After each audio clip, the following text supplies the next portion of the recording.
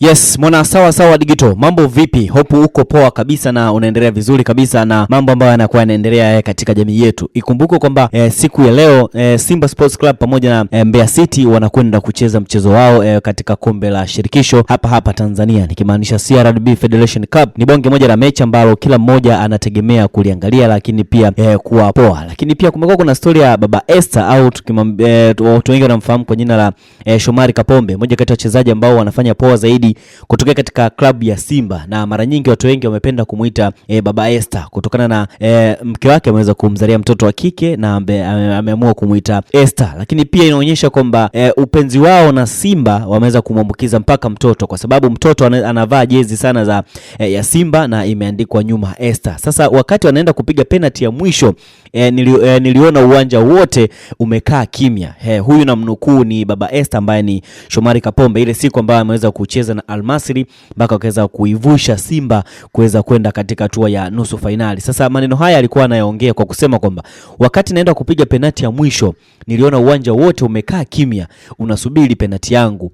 Pale nikamkumbuka Mama Esther, sababu yeye huwa hapendi niwe napiga penalti, na baada ya mechi aliniambia kuwa alizima TV, lakini watu wakampigia simu kumwambia kuwa nimefunga. Yeye ni mtu ambaye mara zote huwa ananisapoti sana, kwamba inaonekana kwamba mke wake bwana Mama Esther au mke wa Shomari Kapombe hapendi bwana wake Shomari afunge magoli ya penalti au kupiga penalti, huwa hapendi sana. So hatujajua ni kwa sababu gani, lakini anasema kabisa hata ile siku wakati anapiga penalti, alipoona kwamba penalti ya mwisho anakwenda kupiga mume wake Baba Esther au Shomari Kapombe, aliweza kuzima TV, na alipozima TV akakuta anapigiwa tu simu na watu kwamba mumeo kashinda bwana, mumeo kafunga goli, na aliweza kuivusha Simba kuelekea katika hatua ya nusu finali. Yapi maoni yako kuhusiana na moment hii? Umeipenda au imekuwa vipi? Shomari Kapombe ni kweli ni mbovu katika kupiga penalti au alikuwa hamuamini katika swala zima la kupiga penalti? Sisi kama sawa sawa digital tunakufukunyukua